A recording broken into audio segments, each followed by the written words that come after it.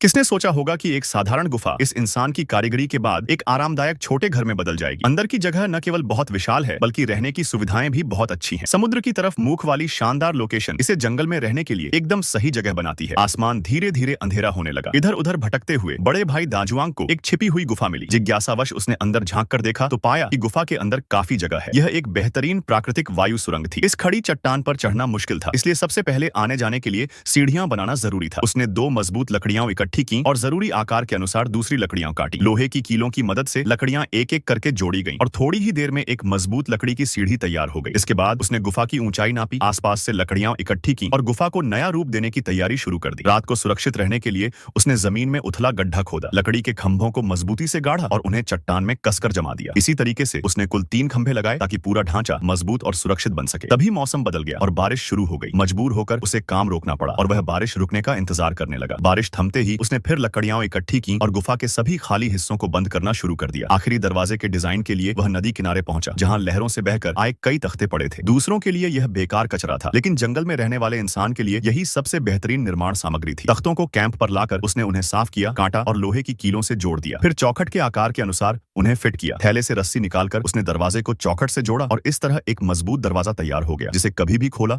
या बंद किया जा सकता था। आज रात के रहने का इंतजाम पूरा होते देख दाजुआंग ने राहत की सांस ली। अब उसे रात बिताने की चिंता नहीं थी। आखिरी रोशनी का फायदा उठाते हुए उसने और लकड़ियां इकट्ठी की और गुफा के अंदर रहने की सुविधाएं बनानी शुरू कर दी। सबसे पहले उसने सोने के लिए बिस्तर तैयार किया। गुफा के अंदरूनी हिस्से में लट्ठों को एक के ऊपर एक सजाकर जमीन से ऊंचा सिंगल बेड बनाया, ताकि नमी और कीड़े मकोड़ों से बचाव हो सके। इसके बाद उसने अपना चूल्हा मुख्य दरवाजे के बाईं ओर रखा, ताकि धुएं की निकासी आसान रहे और अंदर हवा का प्रवाह बना रहे। सब कुछ तैयार होने के बाद उसने आग जलाई। धधकती लपटों ने अंधेरा और ठंड दोनों को दूर कर दिया, साथ ही जंगल में सुरक्षा का एहसास भी दिया। उसने तेल डालकर रूसी सॉसेज को धीमी आंच पर सुनहरा होने तक सेंका, साथ में कुछ सब्जियां और फल भी काटे, जिससे खाना स्वादिष्ट और संतुलित बन गया। पेट भर खाने के बाद वह अपने छोटे से आरामदायक बिस्तर पर लेट गया और बाहर से आती लहरों की आवाज सुनते सुनते गहरी नींद में खो गया। अगली सुबह दाजुआंग जागा। दरवाजे पर खड़े होकर उसने जोरदार अंगड़ाई ली और नदी किनारे जाकर मुंह हाथ धोया। फिर एक बड़ा कचरा बैग लेकर उसने किनारे पर फैला सारा प्लास्टिक कचरा इकट्ठा किया। लंबे समय तक जंगलों और पहाड़ों में घूमने के कारण वह पर्यावरण की अहमियत अच्छी तरह समझता था। काम खत्म करने के बाद वह वापस अपने गुफा घर लौटा, गर्म चाय पी, थोड़ा आराम किया और फिर अपना सामान बांधकर इस जंगल यात्रा का समापन कर दिया।